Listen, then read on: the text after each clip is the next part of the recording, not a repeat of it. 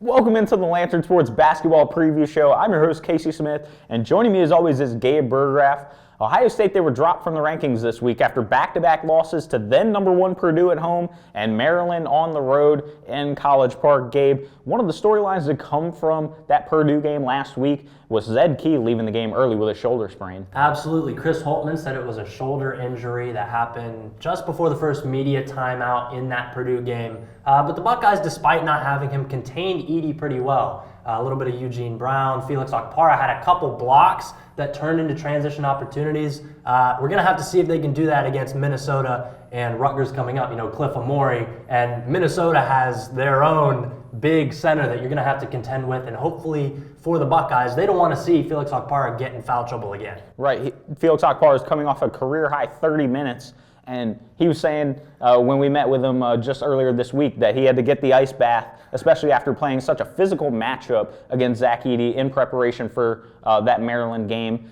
And, I mean, you mentioned it, Dawson Garcia for Minnesota. He's been around college basketball. He started with Marquette, then also going to North Carolina, playing with the Tar Heels, but now he's up in Minneapolis with Ben Johnson and the Minnesota Golden Gophers, and he's really shined. He's been sort of a focal point for their offense at 6'11" down there in the post, just only as a sophomore. And he's a good complement to Jamison Battle at the guard position. He missed the first 4 games of the year, but since his return, he's coming off a 20-point game in their most recent game. And despite being bottom feeders of the Big Ten, Minnesota, in a way, has kind of had Ohio State's number in a multitude of games, especially late in January in the most recent years. Yeah, and that's the thing, right? The Big Ten from top to bottom. You look at Minnesota; they're near the bottom, but it's 6-8. It's not like they're 0-14. They've been in games, and that's the thing. If you can stay in games against an Ohio State, even on the road, you're going to have a chance to win because there's no guarantee you're getting, 15 to 20 a night from Zed Key, and other guys are going to have to step up to score for Ohio State.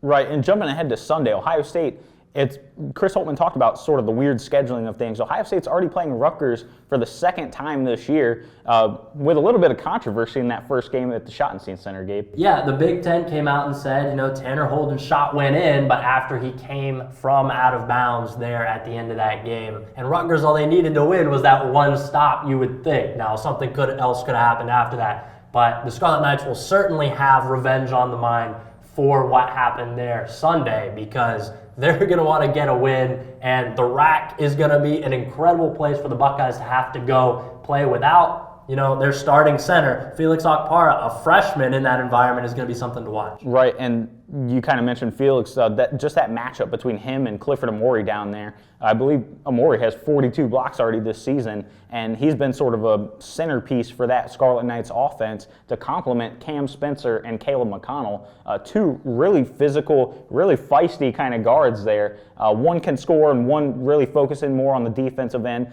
can present issues, especially for a guy like Bruce Thornton who's struggled in the past couple games. And Chris Holtmann said even Bruce would tell you that he's struggled in the past couple games.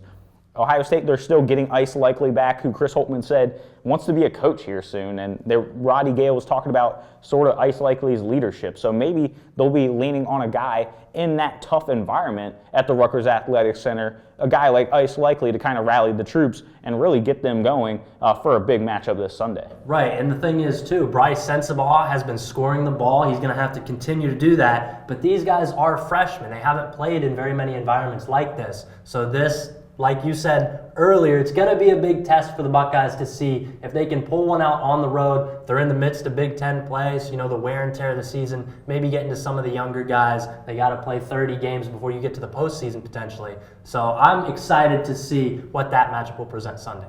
Yep, Ohio State, they take on Minnesota here at the Schottenstein Center this Thursday before hitting the road to Piscataway, New Jersey, where they'll take on the Rutgers Scarlet Knights. This has been the Lantern Sports Preview Show for Gabe Burggraf. I'm Casey Smith. Until next time, take care.